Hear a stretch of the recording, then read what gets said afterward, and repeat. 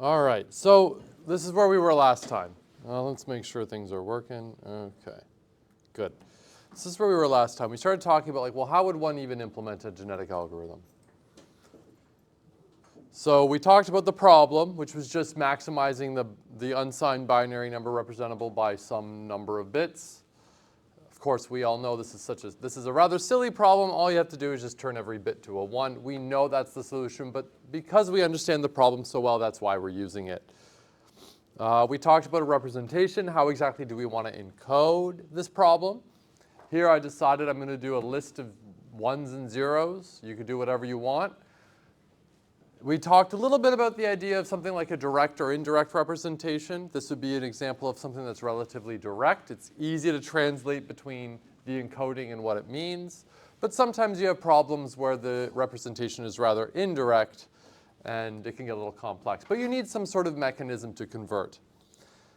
And then a population, well, that's just a collection of some number of chromosomes. Evaluation, a way to measure how good a candidate is, a chromosome is, pardon me. We talked about selection and how we have to be careful. We don't always want to select the best. We need to have some ability to make sure we keep diversity in there, because it's always kind of funny, because sometimes, like, we know what we have in mind, but, like, our goals might be deceptive for the algorithm, where if we're always picking something that's what we consider the best, we might be missing other features and dimensions of what makes a particular candidate solution good. So we have to be careful not to get tunnel vision on what we think is the best in terms of fitness, and that's partially why selection is really good. How do we do it? Well, we talked about tournament selection. That was an example. And all of these things we're going to go in more detail on as we go throughout the course. I'm just blitzing over some ideas now so you have context of how all this stuff works. So the whole idea up until this point was, okay, we've got a population. We've got chromosomes, lists of 0s and 1s. We have a population of them. So we have some number of them. We evaluate them. Some are better than others. Better in the way that we define is better, but what exactly it means to be better really is kind of complex. But we're picking something that we consider the best. Or sorry, we're evaluating and determining what something's the best based on our metric. And then when we're doing selection, we want to make sure we've got, like, a good suite of things that we're picking. So we pick a candidate solution that we liked out of the population. It gets selected to go on to the next generation. We put it over here into what I'm calling, in this particular implementation of how I'm doing this, something called a mating pool. So we're not quite at the next generation yet, but we keep doing that until our mating pool is full. Full being, you know, however many. If we have a population size of 100, then we would want a mating pool of size 100. Now, technically, when it comes to genetic algorithms, you don't need to have a fixed size population. It could change, but typically it's rather easy and nice to have a fixed size population. So there we go. That's where we are so far. We've got a mating pool full of selected candidate solutions, but we haven't done anything to them yet. All we've done is we've picked candidate solutions that we, I guess, like, and they're just sitting in a mating pool, but we haven't done anything to them yet. And obviously, if we were to just repeat this process, nothing really is going to happen in the genetic algorithm. We're just going to shuffle solutions around a little bit. This is where the variation operators come in, or genetic operators, or whatever you want to call it. Depending on the type of evolutionary algorithm you're using, we'll use different words for this particular thing, but with the one that we're going to use, the genetic algorithm, we're going to have two forms of variation operators: crossover and mutation. Not all evolutionary algorithms will use these words, but they generally have some form of variation operator. And in some forms of evolutionary computation, some exclusively use mutation, for example. But genetic algorithms use both. And there's an important reason why we use both. So crossover, and by the way, is anyone in here a biologist? Okay, good, because we're using terms very poorly. Crossover has a very special meaning in evolutionary biology, and we're using the word to mean something kind of similar, a concept kind of similar, but it's not close enough that like biologists think it's gross what we're doing with their words, but whatever, it's not my fault. So crossover. Crossover is a genetic, it's a variation operator that acts on 2 chromosomes at a time. The idea is if I have a chromosome, like a candidate solution that's relatively good, and another one that's relatively good, maybe if we like mix them together a little bit, we'll get something better. Maybe worse, but maybe better if we're lucky. And that's the idea.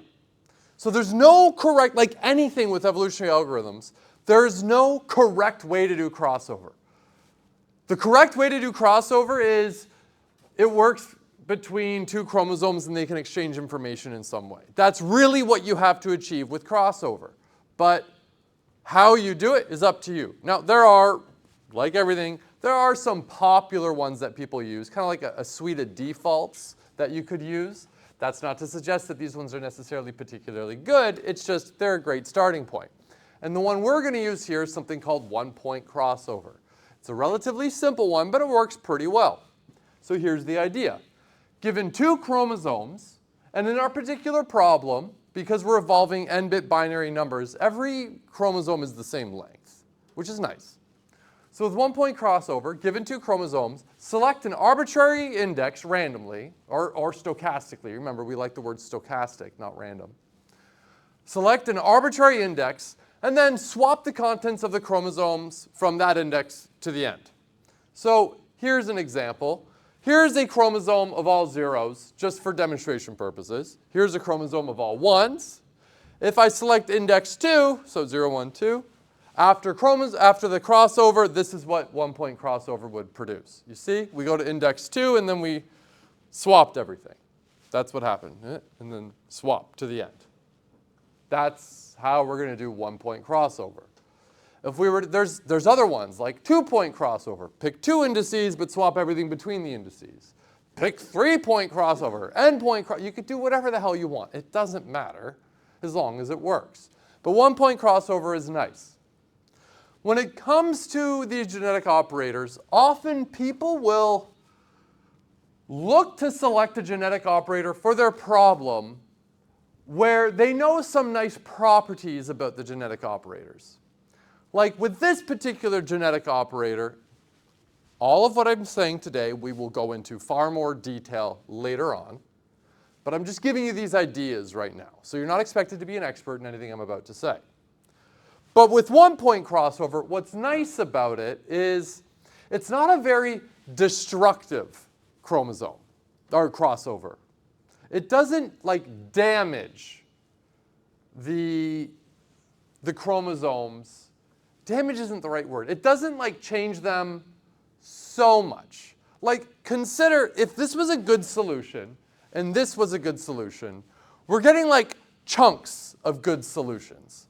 But imagine I took these 2 and just shuffled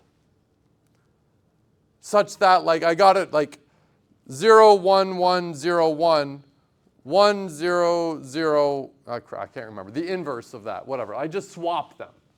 So they were like shuffled up really good.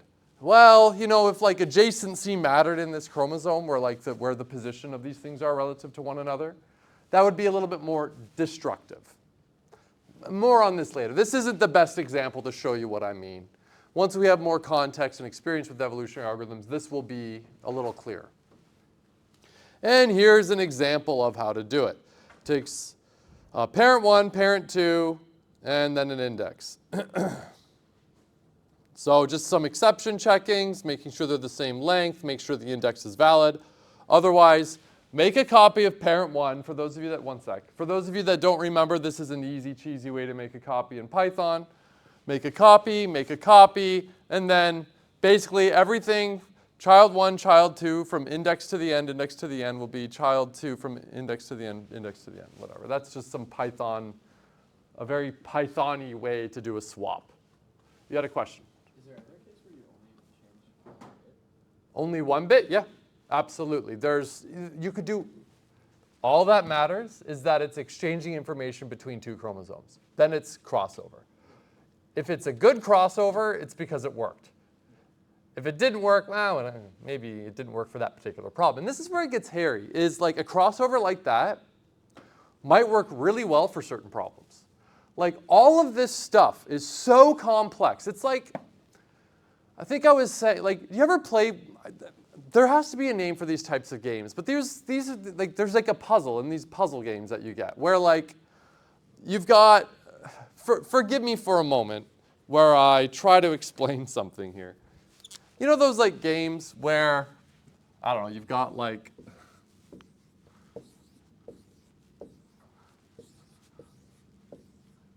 and it starts like you've got X's or nothing on these circles, right? So like, let's say it's like X, X, X, X, right? And then it's like a puzzle game where it's like, okay, make this all X's, okay? And if I click on one of these, the idea is it changes to an X. But whenever you screw with one of them, it like messes everything else up. You know the games I'm talking about? Like if I click this to turn it into an X, it'll go like this, X, but then all these ones change. And okay, then if I click this one, well then this one changes, and then this one changes. You know, like those puzzle games, you know the games I'm talking about? That's what this is. You're like, oh, okay, well, I know that if I click that, I'm going to get something good. Yeah, but then it messes something else that was good over there. Like every decision you make has all these crazy implications for everything else. There must be a name for that type of game, but I can never remember. But that's what this stuff is. When you've got these complex systems, as soon as, like, all right, I picked the best crossover. Now I'm going to change my selection, right? And then I pick the selection. Oh, I found the best selection. But now my crossover sucks, so I need to find a different And there's so many different like things you can tune in the evolutionary algorithm that it's almost like a fool's errand to try to optimize each thing individually, just because it's not going to happen. It's so complex. But now I'm getting into the weeds. This, how to optimize your GA, that's a topic later in the course. But good question. Did that answer your question? Yeah. All right, so this particular function, this 1-point crossover, only returns 2 chromosomes. So I would need to apply this several times. But the idea is, so I've got my mating pool. Everything in the GA is probabilistic. Which chromosomes were selected? We rolled the dice. A lot, and then we got a mating pool. Now we want to do a crossover. Well, we don't want to do crossover on necessarily every chromosome in the mating pool. We want it to be probabilistic. Now, how likely we want it? Well, that's a parameter we can tune. So we'll roll the dice and be like, oh, okay, we are going to do crossover on these 2 chromosomes in the mating pool. Okay, what is my arbitrary index I'm selecting? Roll the dice again. You can see there's a lot of stochasticness in these algorithms, a lot of random numbers. So this just does crossover on 2 candidate solutions, but I want to have a population of size 100. I have a mating pool of size 100, so how do we go about doing it? Well, here's a way to do it. So here's a for loop that starts at 0, goes to population size, but you'll notice it counts by 2. That's just for ease. Crossover point, pick an arbitrary random index. Chromosome 1, chromosome 2, do 1-point crossover on mating pool index 1, or mating pool index I, and then I plus 1, and then with the crossover point. And then mating pool, like overwrite the mating pool with chromosome 1, chromosome 2. Cool? Makes sense? This should be clear. But any questions, thoughts, concerns, comments, ask now. Okay. This line here is important, though. So the way this is written, I start at the beginning of the mating pool, and I'm looking at chromosome 0 and 1. I roll the dice. That's the random function. I roll the dice and decide I'll have a crossover rate. If I roll the dice and I am, in fact, doing crossover, I do it. If I don't, I skip over those 2 and go to the next 2. Because there's always a chance that they don't perform crossover. And that's an important thing. We don't always want to apply the variation operators. We want to have it such that chromosomes from this generation can enter the next generation unchanged. We want that to be possible. Because if they were selected, they were good, so we want them to persist in the population. Usually you pick a crossover rate. This is always dependent on the problem. But as a starting point, like an 80% is usually typical. There's an 80% chance you do crossover. But for your particular problem, maybe you need like a 40% chance. It always depends. These are numbers you play with. It's not typically always applied.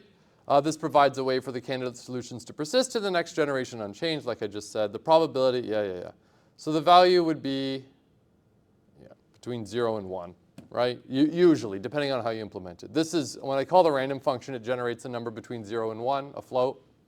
So that's the easy way to do it for a percentage. Any question about any of that? All right. So with crossover, the way this particular crossover that we talked about, we've got a bit of a problem. It's actually a pretty significant problem. And this is one of the reasons why we're using this particular, like the maximize a binary number example, because it makes it really clear where this problem can come in. Imagine this is my population. Typically, your population sizes are going to be a hell of a lot bigger than this, but we have 1, 2, 3, 4, 5. I have 5 here just for demonstration purposes, and 1, 2, 3, 4, 5. 5 bits. We know for this particular problem, we have an optimal solution of 1, 1, 1, 1, 1, right? However, so we also know that I can go through these. Imagine I started evolving on this population. I can go through these, apply crossover to all of them. I could do 1 billion generations, but I know it's not possible for me to ever find the optimal solution. Can someone tell me why, based on looking at this? Position 1 is always 0.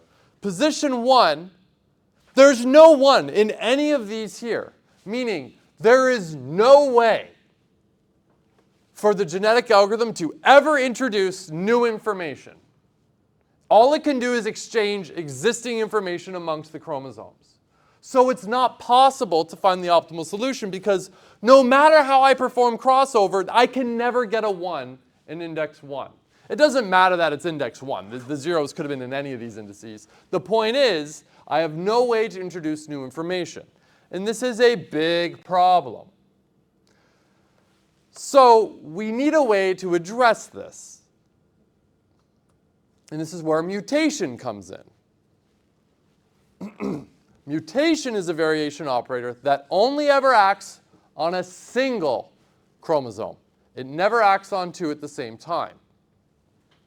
So mutation takes a single chromosome and it changes something about it. Depending on your representation, that could be different on how you go about changing it, how you want to change it. Like crossover, well, what's the mutation function you want to use? Whatever the hell you want. All that matters is that you make a change to a single chromosome. 2 chromosomes is crossover. You're crossing something over between the 2. Mutation is you're mutating one thing in a single chromosome. How you do it, though, it's up to you. But a simple one, for example, would be a bit flip mutation, which really only works for binary representations, is select an arbitrary index and then flip the bit.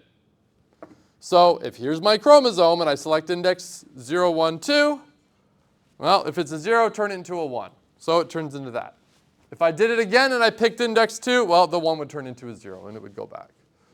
So bit flip mutation, there's a simple one. And now from this, hopefully we can clearly see this would address the issue of not being able to ever get a 1 in that situation. I mean, I'd have to roll the dice.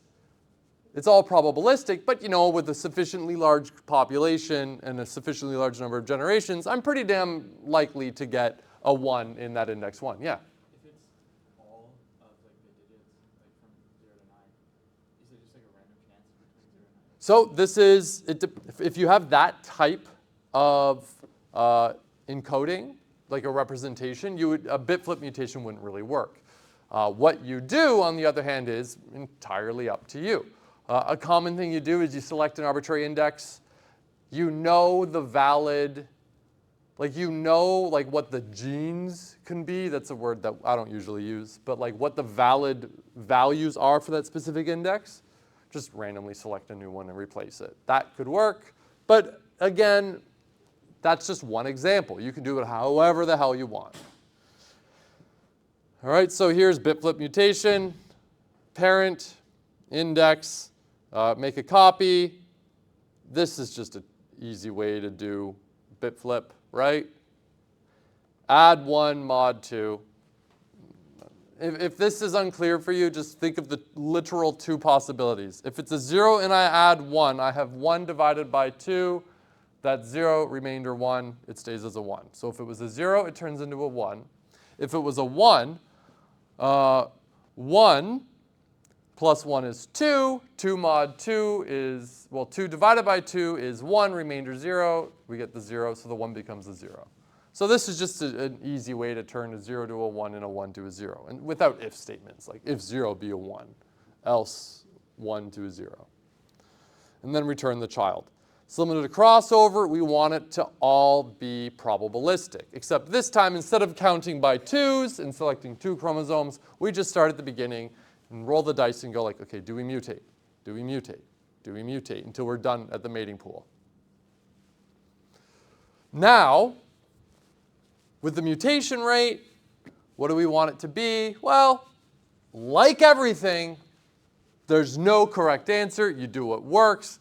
Usually, a reasonable starting point for something like mutation is going to be like 10, 20%. Mutation's usually quite a bit lower than crossover. But that's just a starting point. Every problem, every situation's a little different. And it also depends on the type of algorithm you're using. If you're doing something like genetic programming, usually you have mutation be a very low value, like 1% or something ridiculous. But it also depends on everything.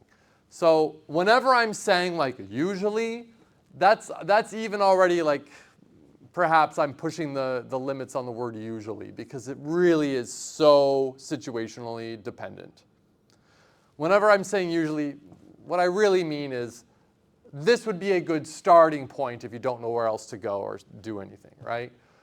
Put in a mutation rate of 10%, hit run. Okay, it worked pretty well. What happens if I make it 20%, hit run? Oh, it got way better. Okay, cool, right? That's kind of how you go about doing it.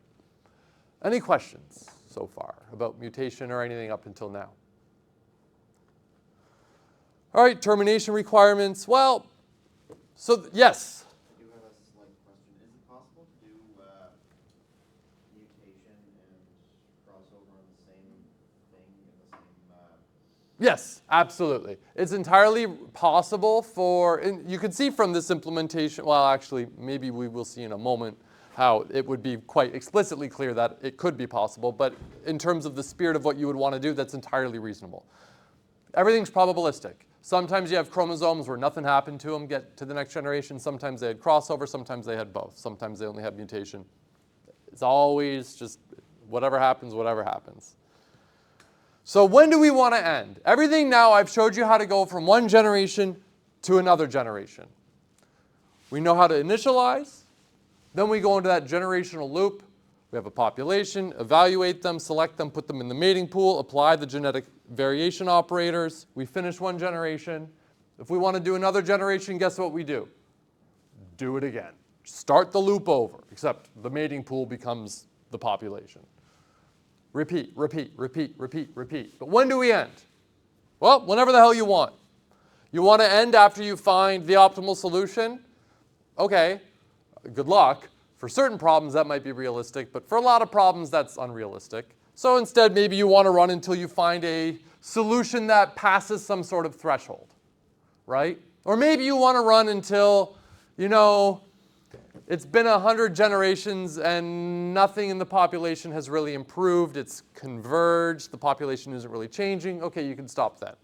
Or my favorite, which is really easy, it's the easiest to implement, and I think it's one of the better strategies because it's so easy to just tune it, is run until I hit some number of generations.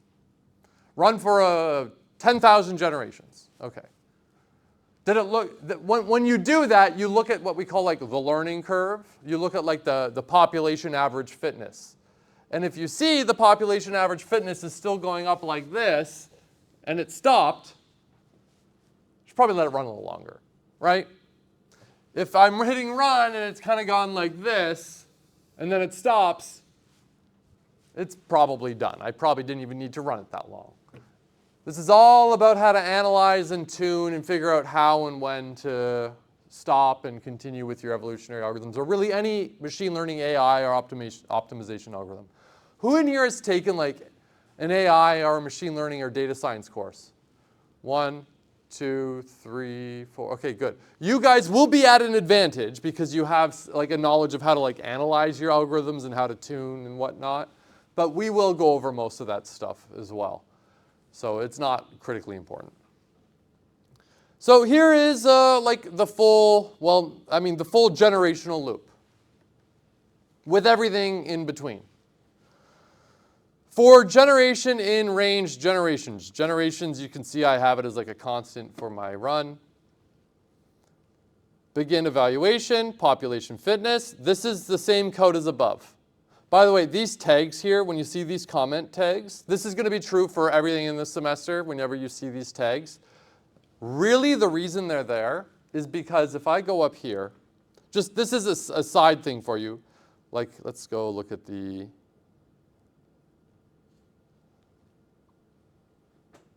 Yeah, so here's the selection. So look at this here. See that line 81 to 85, right?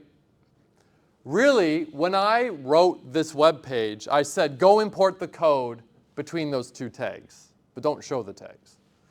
When you scroll down here, because I want to show the whole function, those tags are included. Oh, I must have been looking at the wrong one. But anyways, the tags are included. So the tags, those comment tags, aren't really important for us. I mean, they clearly tell us begin evaluation, end evaluation, fine. But it's what's between. It's just the tags are there for when I generate the website. It just basically copies this code and puts it into the web page. That's all.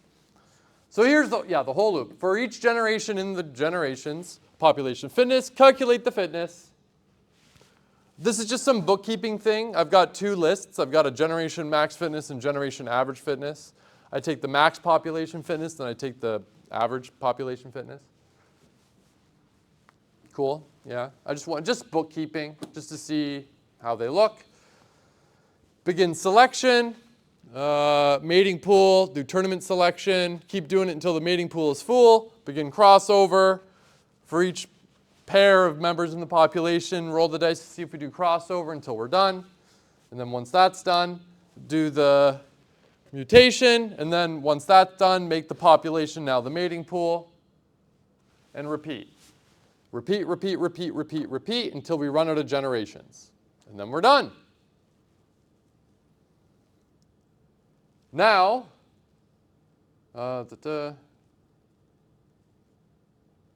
what am I saying here? Okay. Notice that this generation loop performs evaluation, selection, variation operators. Also notice how the bookkeeping variables, yeah. Also notice the tags, yeah, these are, okay. Once the loop terminates, the population should be evaluated one last time. The population needs to be evaluated one last time because we do evaluation up here and then we change it. Meaning if this loop ever ended, the current population was never evaluated, right? So we do one last, and then we can like print out the best fitness, print out the population, update those lists. We can plot the results, we can investigate, we can look at each individual chromosome all we want. There we go. That's the general idea. Any questions about any of that? Thoughts, concerns, comments? Yes? I copied this code and tried to run on Python, but the thing is, I was not able to run the code. I was getting some error, so I tried importing random and wrote random in front of choices and random dot range and some other places. Then I was able to run the code. But is there any other way of doing that without importing the random? Well,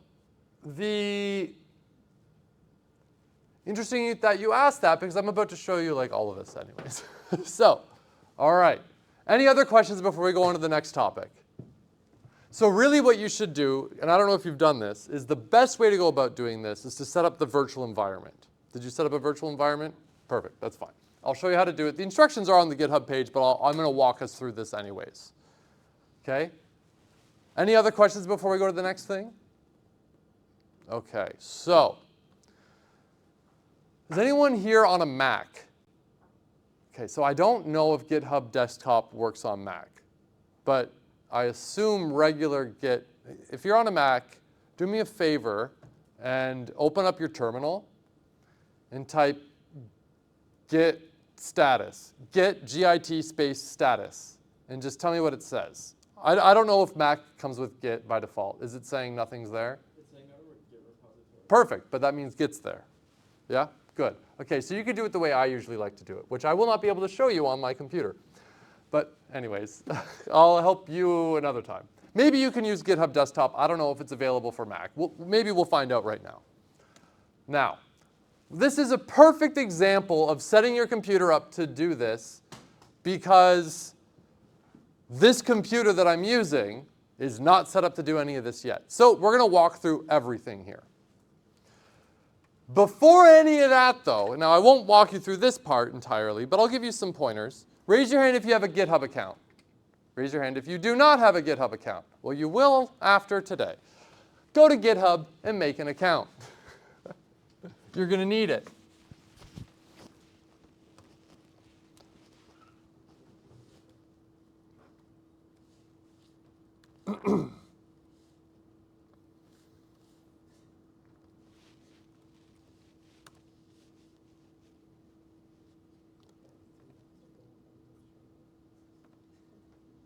Of course, everything is two-factor now, right?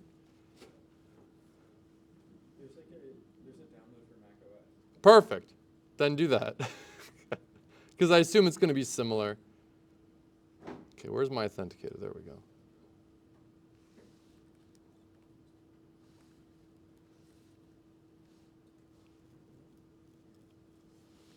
All right. And then for me, it's here. Now for you, the easiest way to find it is actually to go back to the main page and click this link here. So once you've created your GitHub account, go to this link on the main index page for the website.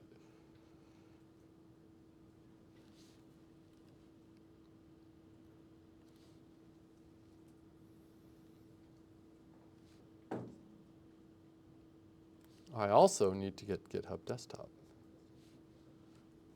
I'll wait a moment for everyone to create their GitHub accounts. And seeing what time it is now, we won't have time to finish this, but we'll probably be able to get a significant number of the steps done, so we'll be ready to go for tomorrow pretty quickly.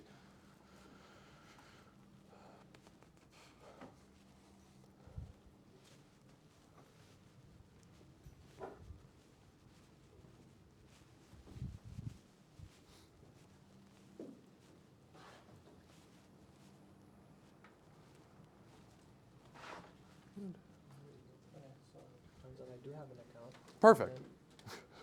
Perfect. Okay, just go to the that particular link on the website. That's on the main page of the website.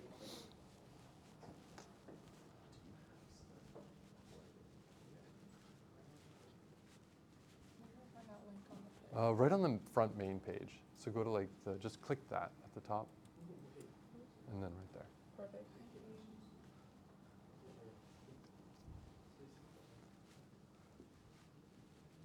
You're just going to use terminal? See, that's how I would do, or command, whatever.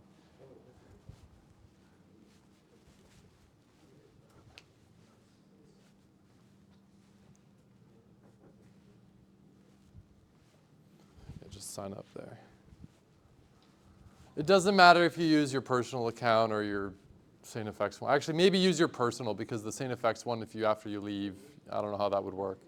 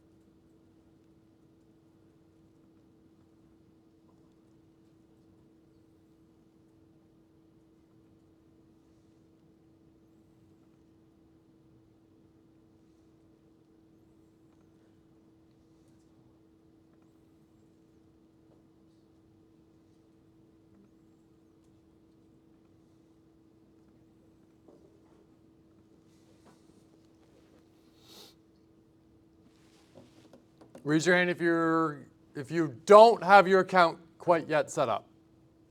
So everyone's got their account. Okay, wait, you're almost there though, right? Yeah, okay, cool. So keep that going. Then, just as a reminder, go to the main page of the website. So if you're lost on how to get there, just click this, right, in the top left. Just click that, it'll bring you back to the main page. And then right near the top, you'll find this link. The content used to generate the course can be found on GitHub. You click it, it'll bring you to this. And this is basically all of the course content. It has all of the code that we're going to use. It also has all of the stuff you need to generate this website on your own and everything too. And you will be doing this for your lectures. Like you will need access to this for your lectures and whatnot. And there's a README down here, a little bit of stuff on how to set up and everything as well. What you're going to want to do is go over, once you're on this page, the GitHub page, go over here to the fork and select like create new fork. Okay? Now I can't do it, it's my repo, that's, but create a new fork. Okay? And then once you have that, once you've created a fork, basically what you've done is you've made a copy of this repo and it's under your account now. So you can access everything there. You're all set. But then, well, how do you start making changes? Well, or accessing this stuff? Well, you can start making changes or accessing this stuff directly from the website, from GitHub. But really what you want to do is you want to bring all of that stuff on the website onto your computer. You want to clone this repo onto your computer. Yes? There's a box to take that says copy the main branch only. Copy the main branch only? Yeah, that's fine. Yeah, you can do that. Let me think. Yeah, so we want to be able to get this onto our own computers.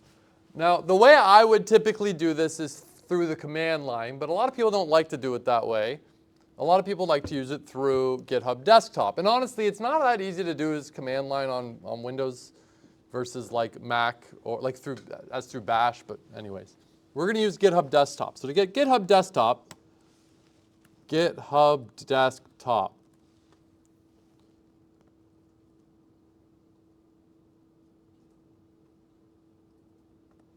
And I'm just going to download it. Download it for Windows. Nice. Okay, cool.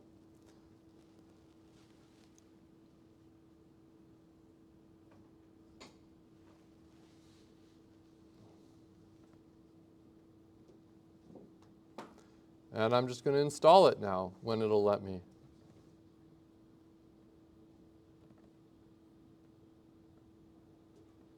I don't know when it will let me, but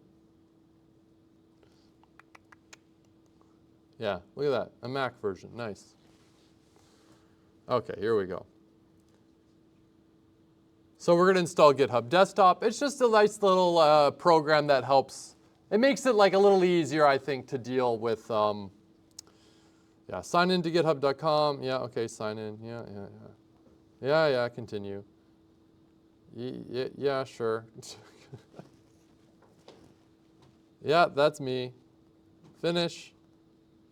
Perfect. There we go. Now the first thing I'm going to want to do is options, appearance, definitely dark mode because why wouldn't you? And there we go. Now for me, I see all of these like different repos I have, right? For you, you'll see your repos. And if you just made an account and you just forked my repo, you'll probably only see the 4xx-evolutionary computation. So what we're going to do is clone a repository from the internet, and then you're going to find the one you want, which I want is, there it is, evolutionary computation. So I found it, I selected it, I'm going to hit clone, but actually where do I want to put it? I'm going to be cheesy and just put it right on my desktop. There, select folder, there we go. There, I'm going to put it on my desktop. Clone, okay, and look, there it is. If I go back, so I don't need these open anymore. I don't really need that shortcut. Delete. Move this like up here. If I open up this folder and I look at this page here, we'll see it's the same. I mean, it's got the hidden folder Git. That's just for local stuff there. But we can see it's the same. It's got that folder, resources, site, source, test, all of these other files. It's all the same. This clones everything from the website exactly. If we go into site, no, let's not do that. Let's go under source. And if we go under source here, we see, yeah, there's the same. It's the same, right? There we go. Cool. All right? So there. Now we're all set. Now we have the code on our computers. The next thing we're going to want to do is now run it. There are a couple of ways we can go about running it. We can do it the old-fashioned way, you know, just you've got Python on your computer.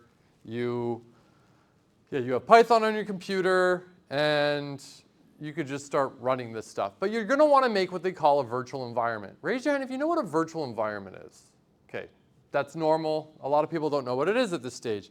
But basically, what a virtual environment is you create like this special blocked off area of code that we're going to work in, where we can control which version of Python, which version of all package and other dependencies we need, and they're going to be here. And what's nice about having these virtual environments is if I have another piece of software that I have that needs to use NumPy, but it needs to use another version of NumPy, we can have one virtual environment use one version of NumPy, and this one can use another version of NumPy, and that one can use another version of NumPy. And so you don't have all these versioning issues and dependency conflicts and all these other issues that you could have. A virtual environment, it makes it a lot easier. And what's nice about this particular project is it has a setup script that defines all of the extra other dependencies and everything you need in order to run this project and set up your virtual environment. So what's really nice is we just need to tell your computer, create a virtual environment, run the setup, then I'm all set. Then you'd be able to run the code with probably no problem. I do know that last year, because some people were so I use PyCharm, and all of my project and everything is set up using PyCharm. And I know some people last year were using Visual Studio Code, which is entirely fine. But I remember that some people needed to change some stuff to get it to work in VS Code nicely. So just be aware. If you come to me asking, what do I need to change to make it work in VS Code? I have no clue. I don't use VS Code. So figure it out. Just don't ask me. If you have stuck with PyCharm, you can ask me. I'm still probably going to tell you, I don't know, figure it out. But at least I might know a little bit more, because I'm familiar with PyCharm. Now, we won't do that today. We're running out of time. But the next step would be, well, make sure we have Python actually on our computers and have our IDE that we have. I believe this computer here doesn't even have an IDE yet, so I'd have to download and install like PyCharm or something. Raise your hand if you've used PyCharm or another JetBrains thing. PyCharm, there's PyCharm like IntelliJ. IntelliJ it's like the same thing, right? It's just one's for Java, one's for Python. If you do use that, good, I recommend it. It's great, it's like everyone loves it. If you do find yourself using a lot of different IDEs, I recommend actually you don't download like PyCharm if you haven't yet. Don't download PyCharm. What you want to do is you want to download the JetBrains toolbox, which is this little like application that manages all the different IDEs, kind of like in one place for updates and everything. It's a little nicer, I'd say, if you're using like a variety of different languages and you like the JetBrains environment. But we'll carry on here tomorrow, only because we just really don't have time to start getting that part set up. But in the meantime, for tomorrow, have like an IDE that you like for Python installed and ready to go so we can hit the ground running, okay? So if you like PyCharm, make sure that can run and you can do something in there. If you like VS Code, make sure that you've got that set up and you can run it and you have Python and everything. You can, if you really want, you can do everything on Colab if you really want. It would just be a little bit more of a pain in the butt because you have to set everything up kind of yourself. But if you want, by all means, do what you want. Any questions before we wrap up for today? Cool. All right, we'll end here. I'll see you all tomorrow.